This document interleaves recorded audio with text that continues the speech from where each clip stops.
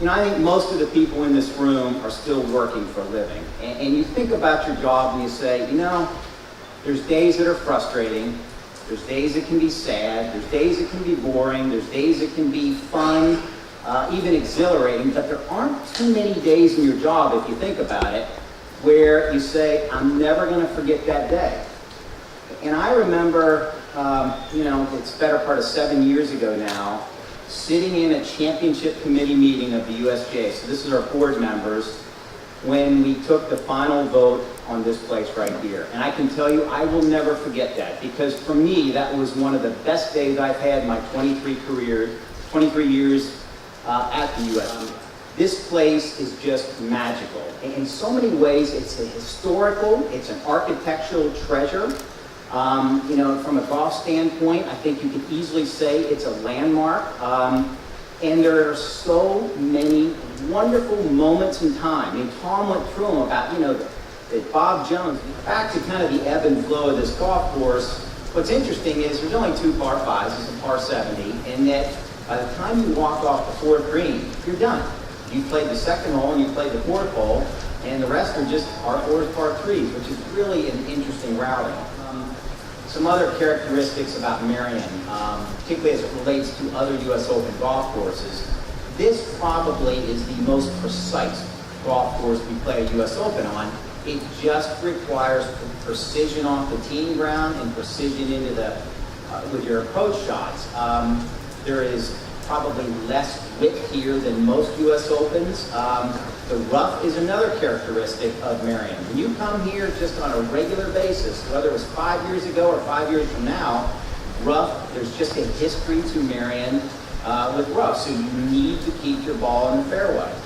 Some other characteristics, they talk about the white faces of Merion, they're bunkers, very deep bunkers here at Merion. So, you know, those are things that I'd say half these bunkers here you really want to avoid. They are hazards. Kind of a little bit like, not the same style architecturally as Oakmont's, but you want to avoid Merion's bunkers if you can. The putting greens, what's interesting or almost fascinating about Merion's putting greens is that in some ways there's no trait to these greens. When I think about Merion, or other U.S. Opens, whether it's a Tillinghast design or Pebble Beach's small greens or Oakmont's big undulating fast greens, here at Merion, you've got big greens, you've got tiny greens, you've got greens that slope from back to front, you've got greens that have plateaus and undulations. You have the 18th green that kind of reminds you of a Pinehurst number 2 green that's almost humpbacked. You've got the 11th green, which is pretty flat. So one of the characteristics of Merion's greens are that there's not really a trait that runs through them, but they are wonderfully designed. I think for that, that they're fascinating the more and more you get to study them, and certainly how you approach them strategically in the U.S. Open is very important. Webb touched on, he mentioned the word blind when he was talking about the 11th hole. One of the things you never hear people talk about at Merion is that there are a lot of blind or semi-blind shots to this golf course. I counted up, and you know, at least to my way of thinking, 11 of the 18 holes has something in it that is blind. Maybe you don't see the whole green surface. You see the top half of the flagstick, or you're on a tee and you're hitting down to a fairway that there's a crest in between you. That, you know, if you're a member here and you're playing it every day, you get used to it. But for players coming here for the first time, or even not the first time, that does add an element of difficulty. And I guess in terms of just characteristics of Merion, before I get into the course setup, I would say here that there are probably more players that can potentially win this U.S. Open than in any other U.S. Open venue we go to. And I think some of that is the overall distance, that we're under 7,000 yards.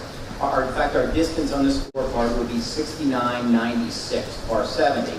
But that's from the tips. I think there'll be days when it'll play 68 and change. So what that does is it allows, I think, more players to be competitive.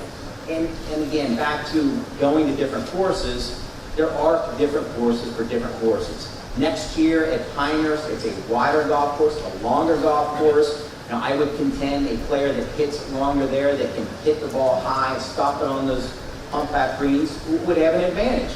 This year, I don't care who it is, whether it's a long hitter, short hitter, medium hitter, you have got to control your ball. You've got to be very precise and think your way around. I mentioned that the total yardage, that's roughly 400 yards longer than what you saw in 1971 and 1981. There have been quite a few tees added back then, but as I said, the long holes are longer and the short holes really aren't much longer at all. In some cases, not any longer than we saw it back in Bob Jones's day. The green speeds will be probably somewhere in the 13 to 13 and a half speed. That's what we did for the US Amateur in 05. That's what we had for the Walker Cup in 09. And that seems to be Merion's perfect speed, where it's fast enough to really challenge you both on the greens and when you miss a green.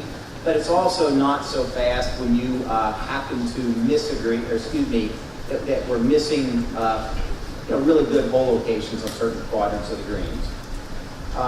The rough, I did mention, it will be penal by US Open standards relative to past years, but we still do intend to graduate it. So on the shorter holes, you're going to see it a little bit more penal than the long holes. When you miss it closer to the fairway, it'll be a little less penal than when you miss it further out. The fairways themselves, Webb touched on it. A lot of sloping fairways here, a lot of tee shots that you can't quite see drive zones. One of the other things we're going to do is that these fairways are going to be prepared a little bit longer. When you're out there, if you get out there today, they're cut about 4/10 of an inch. We may even go up to a half an inch. And the reason we're going to do that is there's some fairways that slope so much, like the 4th hole, the 5th hole, the 12th hole, that if they get too fast, we would worry that maybe they get unfair. Our staff in the back. This concludes today's press conference. Thanks for joining us, and we look forward to hosting you in June for the 113th U.S. Open Championship. Thanks, everybody.